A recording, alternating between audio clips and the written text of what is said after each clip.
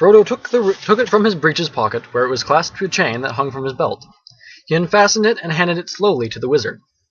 It felt suddenly very heavy, as if either it or Frodo himself was in some way reluctant for Gandalf to touch it.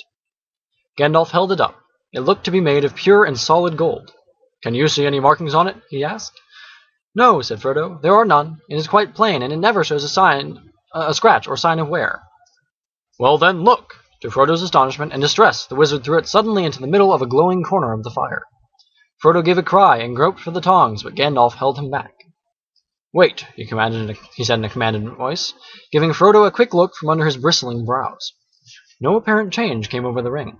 After a while Gandalf got up, closed the shutters outside the window, and drew the curtains. The room became dark and silent, though the clack of Sam's shears, now nearer to the windows, could still be heard faintly from the garden. For a moment the wizard stood looking at the fire. Then he stooped and removed the ring to the hearth with the tongs, and at once picked it up. Frodo gasped. "It is quite cool," said Gandalf. "Take it."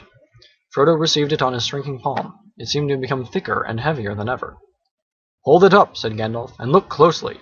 As Frodo did so, he now saw fine lines, finer than the finest pen strokes, running along the ring, outside and inside, lines of fire that seemed to form the letters of a flowing script. They shone piercingly bright, and yet remote, as if out of a great depth. "I cannot read the fiery letters," said Frodo in a quavering voice. "No," said Gandalf, "but I can.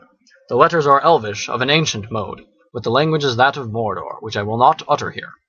But this in the common tongue is what is said, close enough.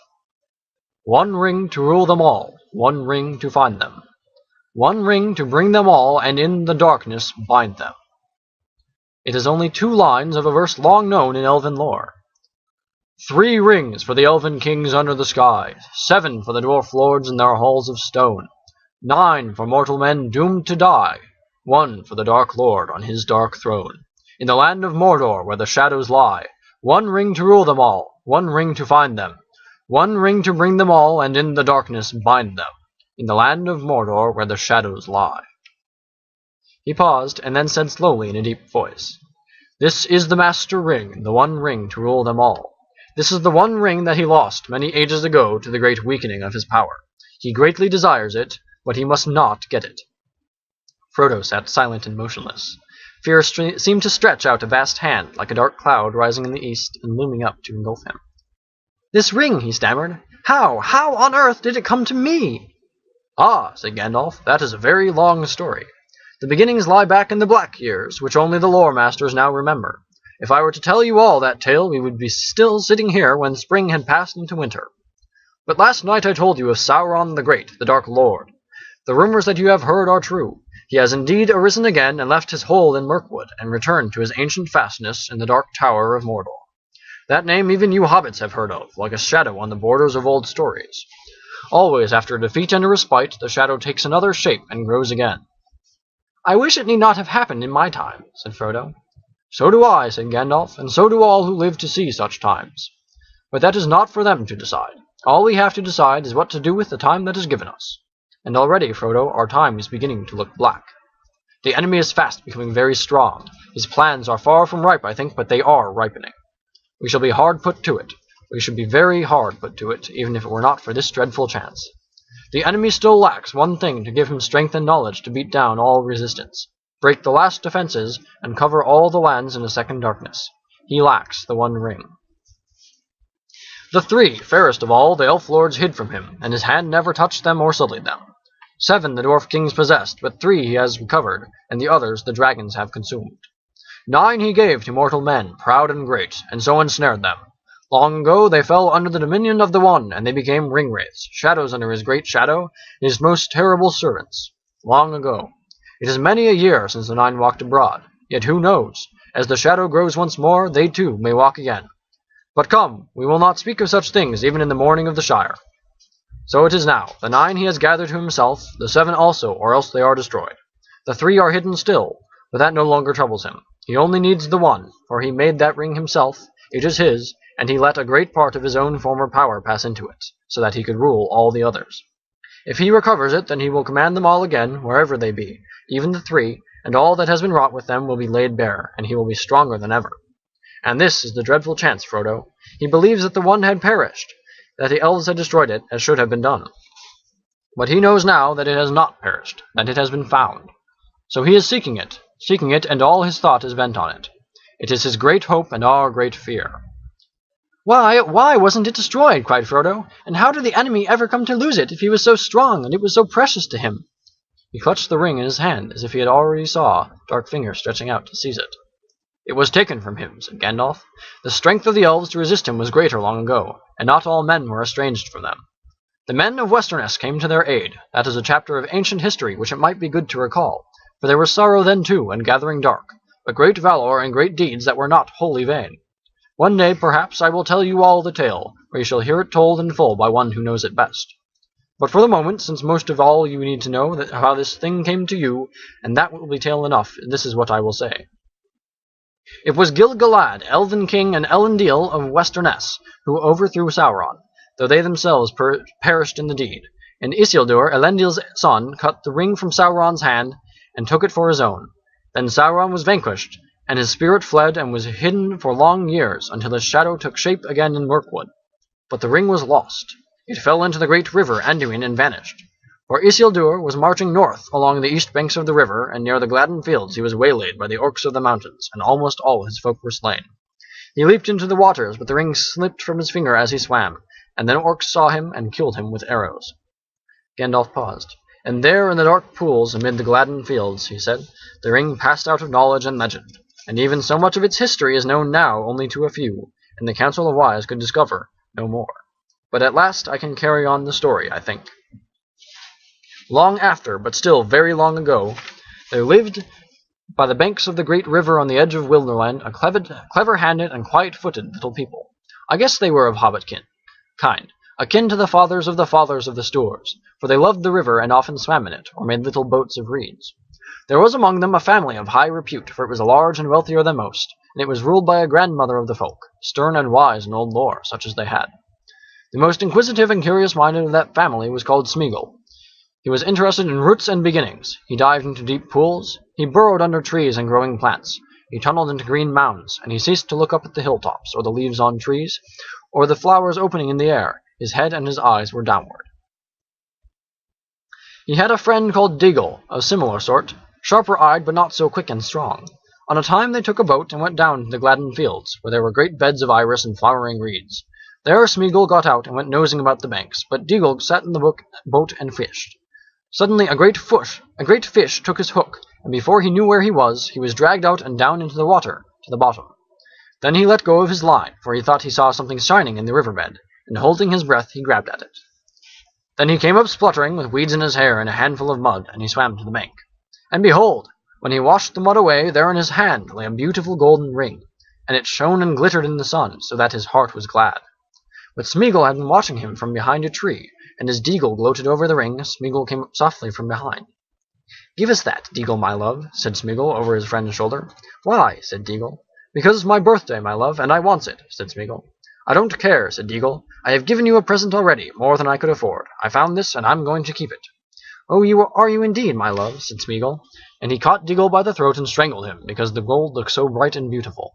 Then he put the ring on his finger. No one ever found out what had become of Deagle.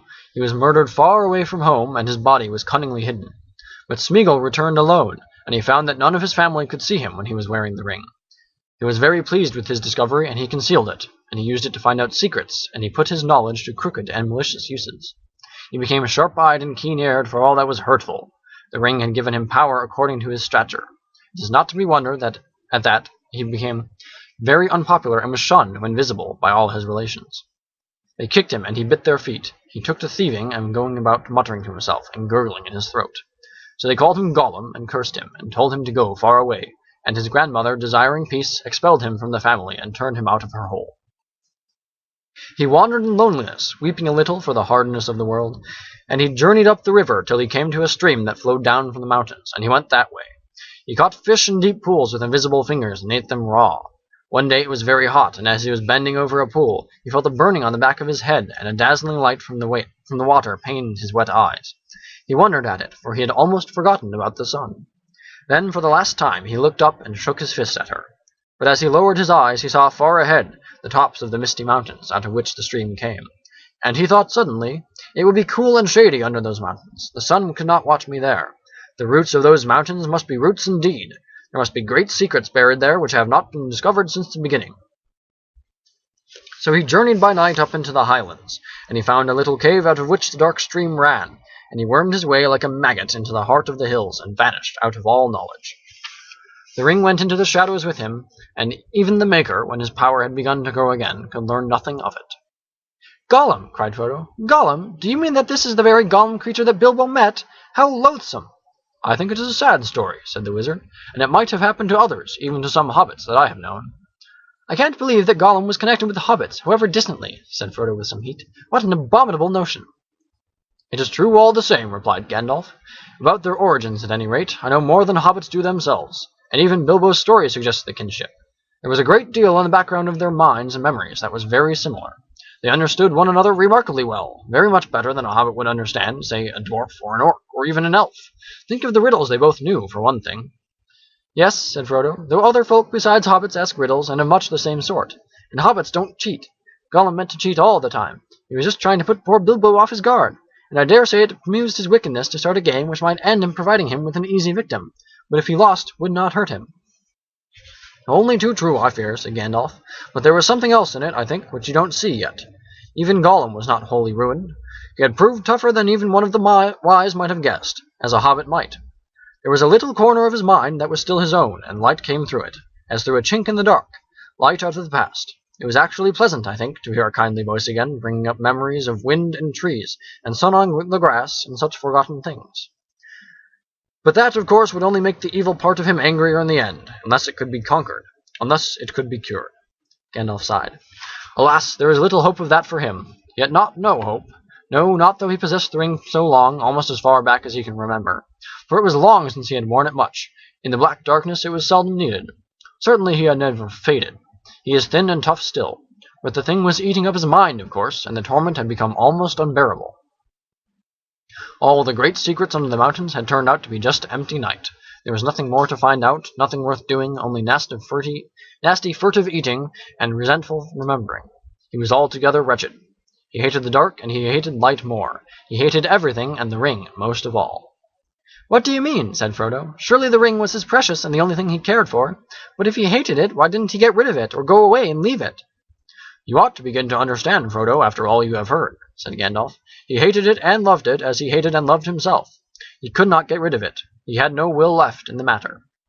A ring of power looks after itself, Frodo. It may slip off treacherously, but its keeper never abandons it. At most he plays with the idea of handing it on to someone else's care, and that only at an early stage, when it first begins to grip.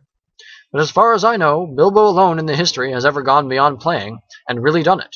He needed all my help, too, and even so he would never have just forsaken it or cast it aside. It was not Gollum, Frodo, but the ring itself that decided things. The ring left him." "What, just in time to meet Bilbo?" said Frodo. "Wouldn't an orc have suited it better?"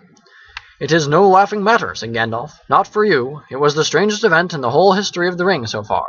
Bilbo's arrival just at that time, and putting his hand on it blindly in the dark. There was more than one power at work, Frodo. The ring was trying to get back to its master. It had slipped from Isildur's hand and betrayed him.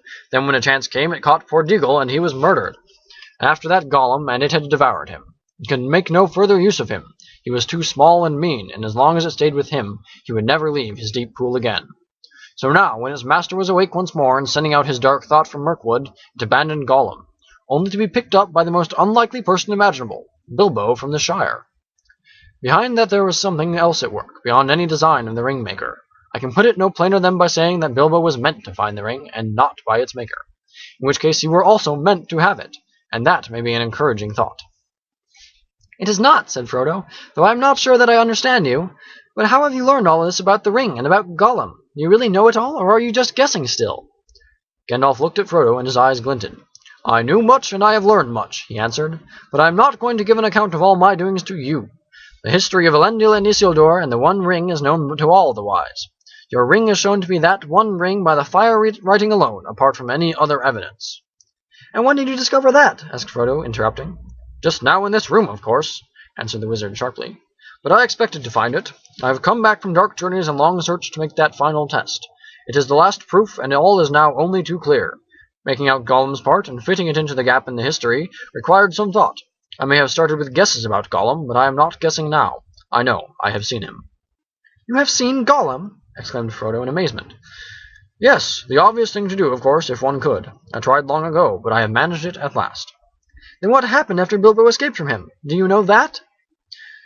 "Not so clearly. What I have told you is what Gollum was willing to tell, though not, of course, in the way I have reported it. Gollum is a liar, and you have to sift his words. For instance, he called the ring his birthday present, and he stuck to that. He said it came from his grandmother, who had lots of beautiful things of that kind. A ridiculous story. I have no doubt that Smeagol's grandmother was a matriarch, a great person in her way, but to talk of her possessing many elven rings was absurd, and as for giving them away, it was a lie, but a lie with a grain of truth.